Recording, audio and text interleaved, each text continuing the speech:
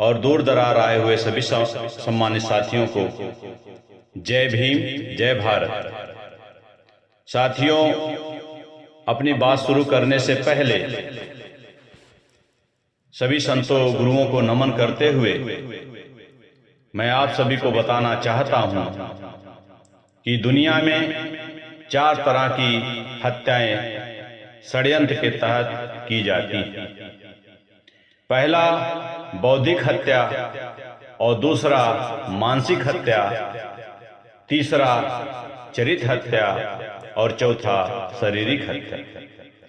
बौद्धिक हत्या करने के लिए शिक्षा का अधिकार छीन लिया जाता है। बौद्धिक ज्ञान की पुस्तक को नष्ट कर धार्मिक कर्म कांड की पुस्तक को स्थापित कर उस धार्मिक ज्ञान का अधिकार जाति विशेष को दे दिया जाता है। ऐसा ही हमारे देश में बहुजनों को शिक्षा का अधिकार छीन मनुवादियों को दे दिया जाता था।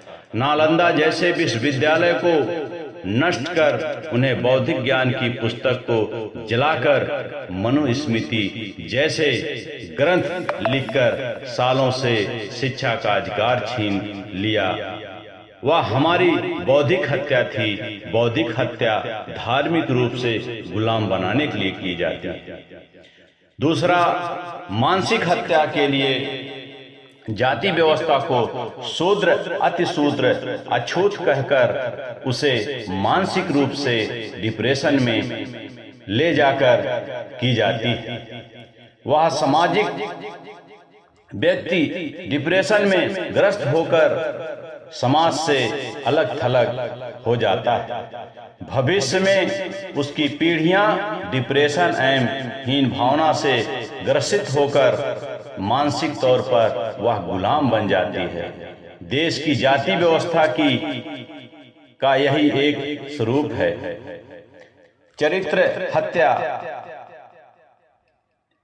जाति समुदाय के चरित्र का हनन कर मानसिक हत्या की जाती है, जिससे वह व्यक्ति जाति से अलग थलग पड़ जाए। हमारे संतों के चरित्रों का हनन करने का प्रयास चरित्र हत्या थी।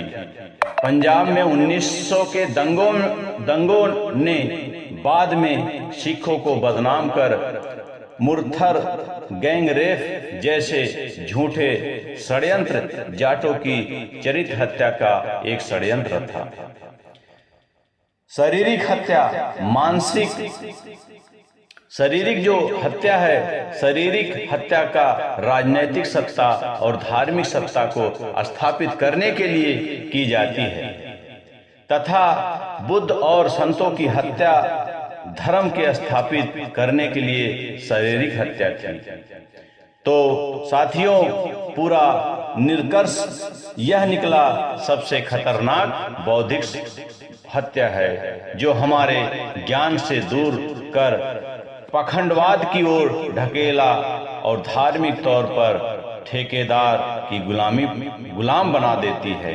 उसके बाद खतरनाक मानसिक हत्या है, जो हमारे अपने अधिकार की लड़ाई से वंचित कर देती है। उसके बाद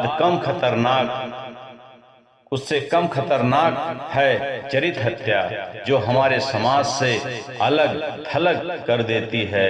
सबसे कम खतरनाक शारीरिक हत्या है, जो केवल शरीर को खत्म करती है, विचारधारा को नहीं। इसलिए शारीरिक हत्या की चिंता न करते हुए लड़ते रहो, अंततः विजय आपकी होगी। तो इन्हीं शब्दों के साथ में मैं आप सभी साथियों को जय भीम, जय भारत। आगे आप लोगों ने मेरी बात को गौर से सुना, इसके लिए बहुत बहुत धन्यवाद।